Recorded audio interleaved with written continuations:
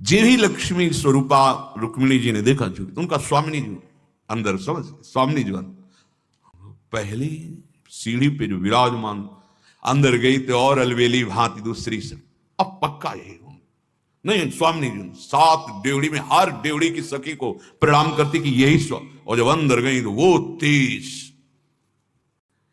एक बार प्रभु राधा राधा राधा कह के एकांत में एकदम पहुंच गई रुक्मिणी, सहम गई कि ऐसा राधा प्रेम। द्वारिकाधीश कहा प्रभु जिनका आप नाम लेकर के आंख मूंदे हुए अश्रु प्रवाह करते हैं, एक बार मैं उनके श्री चरणों के दर्शन करना चाहती हूं। कहा तो असंभव है महालक्ष्मी जी के लिए, असंभव।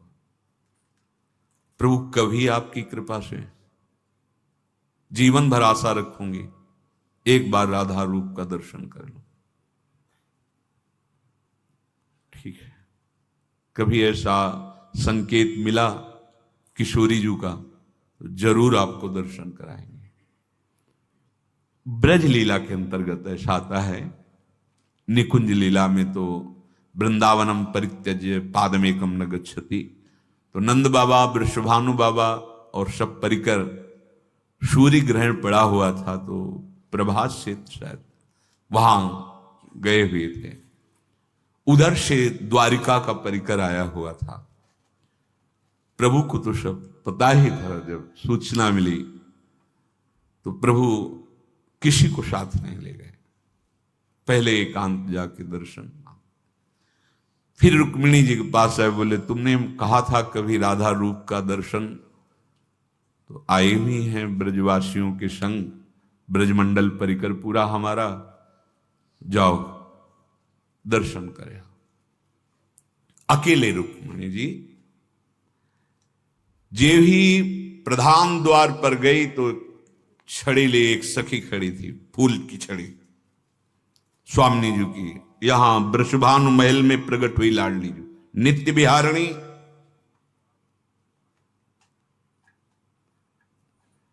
जे ही सखी को देखा तो झुक गए, यही होंगी राधा। लक्ष्मी कोट विलक्ष लक्षण लसल लीला किशोरी सतई, राराध्यम ब्रज मंडले थी। ब्रज मंडल में जो उनकी आराधना कर रही वो 9 युवती इतनी सुंदर है कि लक्ष्मी कोट विलक्ष लक्षण लसल लीला किशोरी सतई। सतई करोड़ों लाखों लक्ष्मी जिनके रूप को देखकर आश्चर्यचकित हो जाए, ऐसा रूप राधा दासी का, ऐसा ब्रज तरुणी का है। ब्रजनो तरुण कदम्ब नागरी निरखी करत अधग्रीमा। जे ही लक्ष्मी स्वरूपा रुक्मिणी जी ने देखा झुकी, तो उनका स्वामिनी जी अंदर समझ, स्वामिनी जी पहली सीढ़ी पे जो विराजमान अंदर गई तो और अलवेली भांति दूसरी से, अब पक्का यही हूं नहीं। स्वामिनी जी 7 डेवड़ी में हर डेवड़ी की सखी को प्रणाम करती कि यही स्व, और जब अंदर गई तो वो 30। पीतारुण क्षय मनंत तड़िल लता भाम, जी ही रुक्मिणी जी की दृष्टि गई अशुप्रवाह।